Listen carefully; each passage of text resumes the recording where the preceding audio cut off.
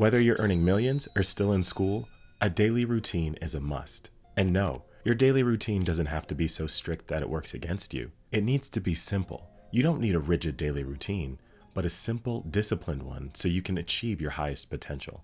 You need to create a habit of following a routine so that it comes easy to you. So in this video, I won't just provide you with a routine of things to do.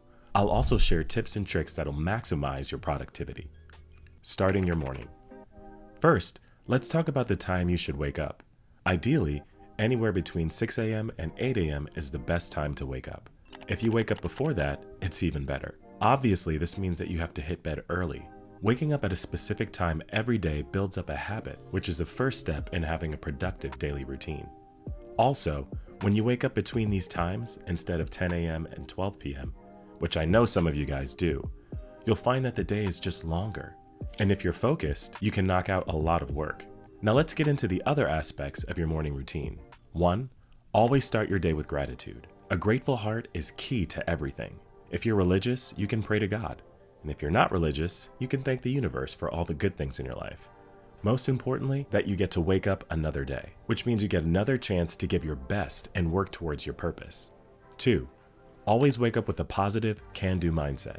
When you wake up believing you're going to have a productive day, you're likely going to have a really good productive day. How you start that day determines how you'll end it. Always wake up believing that you're going to be the best version of yourself today. No matter what you do, give it your all. 3. Do some yoga or light stretching to wake up your body in the morning.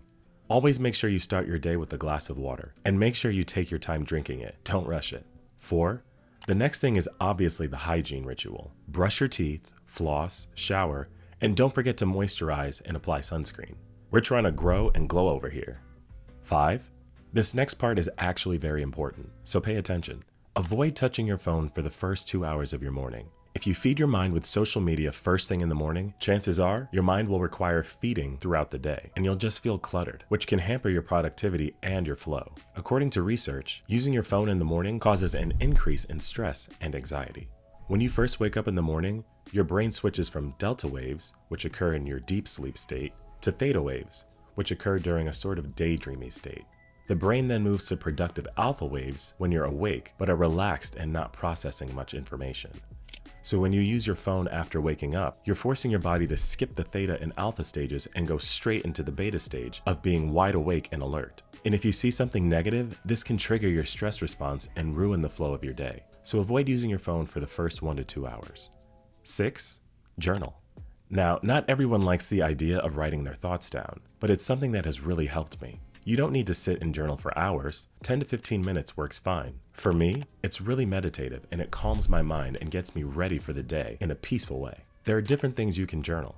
For me, depending on the day, I usually journal words of affirmation or gratitude. I also journal any issue I'm facing and what I can do about it. For example, if I'm facing a bottleneck in my work or business, I try to write potential ways I can solve them. Then I write it down like it's already solved. Journaling is not magic, but it can be a way to remind yourself of the little things that we don't pay attention to, or what we need to do to prioritize to become a better version of ourselves. And you don't have to follow my way. You can figure out what works for you. Journaling also has loads of benefits, like reducing anxiety, regulating your emotions, helping you break a cycle of obsessive thinking, and so much more. 7. Next is reading. Again, not something that you have to do, but if you do, it'll add to your overall productivity. 10 minutes of reading in the morning can calm your mind. In the morning, I would recommend you read nonfiction books that help teach you something new, from mental health to finance to self-development. Even if you do this just 2 to 3 days a week, you'll see a positive change in your productivity. 8. The morning work. Starting your day with work or a work-related task is the best way to start your day. Even if you're a student, the morning time is the best time to knock out a couple of hours of studying or homework. When you wake up, you're in the fasting stage, and science has shown that when you fast, your body has less toxic materials flowing through the body and lymphatic system, making it easier for you to think. While fasting, the energy you'd normally use to digest food is available to be used by the brain. This is why I usually skip breakfast for the first few hours after waking up and try to just concentrate on my work. And trust me, I feel a lot more focused while doing any task. Your day begins. After you get through your morning routine, then your day begins. When you're a student or someone who is already working, It's important to stay focused throughout your day. Many people fall into the habit of working for 10 minutes and then scrolling through their phones. This can ruin your workflow. And if you can't keep yourself away from your phone while you work, here are a few tricks that can help. Try the Pomodoro technique. Here's how it works. You focus on work for 25 minutes and reward yourself with a 5-minute break. During this break, you can stretch your body or go through your phone. The time is yours to use how you'd like. Put your phone in focused or work mode. This allows only important calls to come through and pauses unnecessary and distracting notifications. This last trick has really helped me. Keep your phone far away from your workstation. I usually plug my phone into a charger far away from me when I work. That way, when I look at how far I have to go to get it, I won't do it. Listen, at the end of the day, it's all about willpower. It's like a muscle that you have to slowly build. Even when you follow the Pomodoro technique or put your phone on work mode, chances are you're still going to go check your phone, because for most, it's become a habit. Even I struggle with it sometimes. So you just have to keep your willpower in check and avoid the urge to pick up your phone constantly. Your phone isn't going anywhere. That notification that just came in is not going anywhere. So try your best to avoid it as much as possible while working. Next, there are 2 important things you need to have in your daily routine. It's totally up to you when and at what time you do them. The first is exercise. Try to find some time to exercise, even if it's just for an hour. You can lift weights, go for a run, or try calisthenics, or any form of sport. Anything that gets your body moving. Daily exercise and movement are not only essential to keep your body in shape and healthy, but they also have a huge impact on your brain and your overall productivity. Physical exercise stimulates the development of new mitochondria within your cells, meaning that your body will be able to produce more ATP over time. That gives you more energy to exert yourself physically, but it also means more energy for your brain, boosting your mental output and hence productivity. So go get that gym membership. Take some time out to focus on building a skill or hobby that will help you level up. You can try painting, learn to code, or do anything that can be an investment in your future. As your day winds down, it's important to have a wind down period after work so your body can leave work mode and enter relaxation mode.